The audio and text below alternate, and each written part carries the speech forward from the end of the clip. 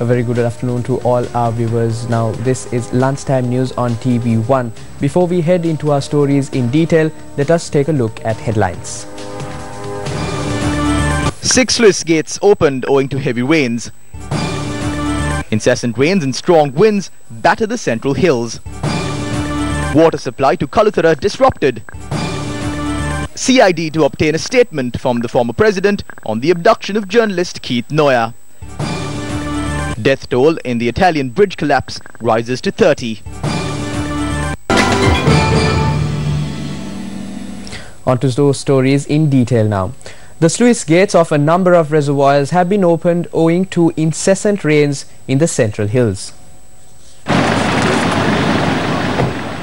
Sluice gates of the Lakshapana, Upper Kotmale Canyon, Norton Bridge and Polgola reservoirs have been opened following heavy showers in the area. The office of the Disaster Management Centre for the Nuwara district said 3 sluice gates of the Upper Kotmale Dam have been opened. 1 sluice gate of the Lakshapana reservoir has also been opened. The deputy engineer of the Mahaveli Polgola reservoir said 2 sluice gates of the Polgola reservoir have been opened by 3 feet each. Residents using the Mahaveli river below the Polgola reservoir have been requested to be vigilant as 5,000 cubic feet of water is being released from these gates per second. The Vimala Surendra reservoir is still at spill level, while the Castlereagh and Mausa Cali reservoirs have reached maximum capacity. Our correspondent said that about 30 people belonging to 12 families residing at the Despo estate in Nuwara have been evacuated to safer locations following intermittent rains along the western slope of the central hills. Vehicular movement along the Colombo-Hatton Road has come to a standstill as a tree had uprooted in the Shannon area due to the inclement weather. Earth embankments had collapsed onto the Hatton-Nuwara main road in the St. Clair area. The flow of traffic along the Kandy-Jaffna main road was hampered after a tree fell across the road in Balakadua. The tree had fallen across the road at about 5:30 this morning. Flow of traffic along the road was limited to 1 lane. Our correspondent said that officials are currently removing the tree from the area.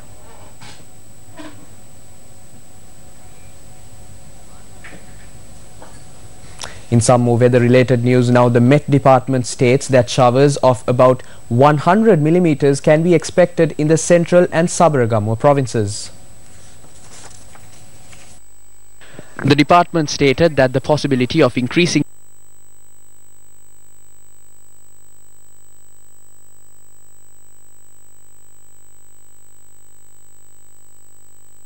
and northwestern provinces and in Gaul and Mathura districts. Several spells of showers will occur elsewhere. Strong gusty winds of up to 60 km per hour can be expected over the island, particularly in the northwestern, north central, northern and eastern provinces and Mathale and Hambantota districts. 1 fisherman was reported missing in the seas off Sandilipai. Deputy Director of the Disaster Management Centre, Pradeep Kodipilli, says gale winds experienced in the area could have forced the boat to topple over. 1 other fisherman who was in the ill-fated vessel has managed to survive. A search and rescue is underway to locate the missing fisherman. Still in local news now, the supply of water to several areas in Kaluthara has been disrupted. This was after a tree had fallen onto the electrical line that supplied power to the Kettahena water purification plant in Kaluthara. The National Water Supply and Drainage Board said that the supply of water to the water purification plant has been cut off. The board added that a team has been deployed to restore the supply of power. The Water Supply and Drainage Board added that the supply of water will commence a few hours after the supply of power is restored to the purification plant. A correspondent said the residents of Wadua, Kaluthara North, Kaluthara South, Payagala, Maggona and Peruvala were affected by the water cut. Let's now take a look at some news in brief. It is reported that wild animals are being poached at the Udawalawe National Park with the prevailing dry weather in the area. Thereby, wildlife officers launched an operation at 1:30 this morning. During the operation, the officers discovered the carcass of a deer and a pig. 1 suspect has been arrested. A person was arrested in Pahala Andarawava in Hambantota for operating an illegal fuel station at his residence. The arrest was made during an operation conducted by the Police Special Task Force. Over 5,000 litres of diesel was found at the residence of the suspect. Police suspect that the fuel was stored to be issued to vehicles travelling along the expressway. The suspect is due to be produced before the Hambantota Magistrates Court today. Two suspects have been arrested along with a stock of gold worth over 30 million rupees by customs officials at the Bandaranayaka International Airport. Deputy Customs Media spokesperson Vipulomini Ampitiya said 5.5 kilograms of gold were found in the suspect's possession. Investigations on the incident are currently underway.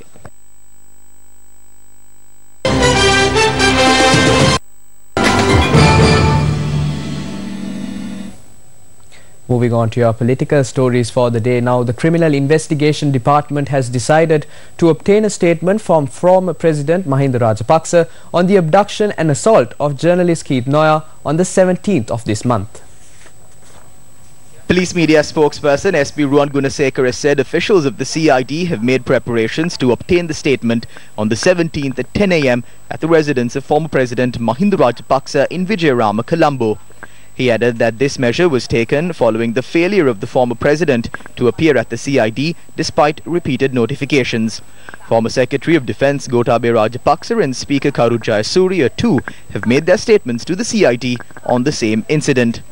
6 intelligence officials, including former Director of the Military Intelligence, retired Major General Amal Karunasekara, and Major Prabhat Shri Sivali Bulatwata, who were also arrested on the same incident, have been released on bail. Former journalist Keith Noya was abducted at around 11:38 p.m. on the 22nd of May in 2008, detained illegally and released after being subjected to torture. A meeting of the agricultural technical officers was held yesterday in Aturgiriya. Minister Mahinda Amaravira attended the meeting.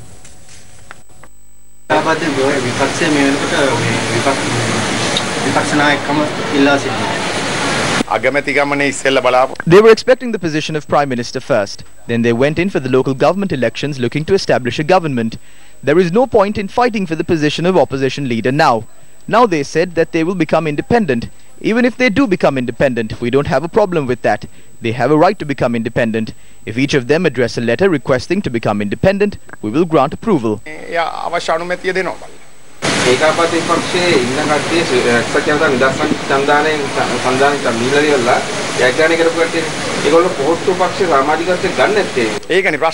That is the problem. Otherwise, if they can win, if there is the future, they will definitely take up membership of that party. They like it, but they are afraid. I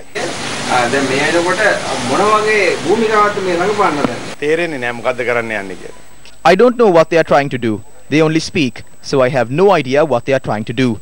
There are a number of groups among them. If the position of opposition leader was given to them, they have a problem on the inside regarding this.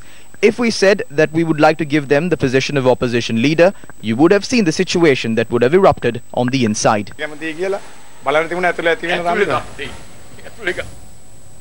Let's now take a look at some of the views expressed regarding the Singapore-Sri Lanka Free Trade Agreement. A gazette has been issued in secret removing the duty on 4,000 items. This is done as it was not part of the Singapore Free Trade Agreement. It was done without informing Parliament, the professionals in the country or the lawyers. According to what I have been informed, they have allowed for gold to be imported from India without any duty. This is one of the biggest smuggling operations in Sri Lanka.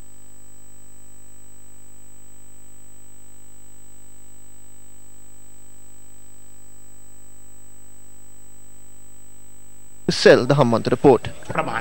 දැන් මේ සල්ලි ටික ඉතුරු කරගත්තා නම් හම්බන්තොට වරාය විකුණන්න අවශ්‍ය වෙන්නේ නැහැ. මේ සිංගප්පූරු ගිවිසුම අගමැතිතුමා කියවුවද? Did the Prime Minister read the Singapore Free Trade Agreement? Did Malik Samaravikrama read it? Did Mangala Samaraveera read it? Did the Ministry Secretaries read it? None of these people have read this agreement. They signed it without telling anyone. They handed this over to them. They gave it away like it was their dowry. What did the government of Singapore do? They completed everything and gave the document to Sri Lanka to endorse without a single word out of place. All of you don't know how detrimental this agreement is to the country. අපේ රටට වෙන හානිය ඔබ තමුන්නාස දන්නේ. And that's a wrap of lunchtime news for the day. For a comprehensive report of these stories and more, simply log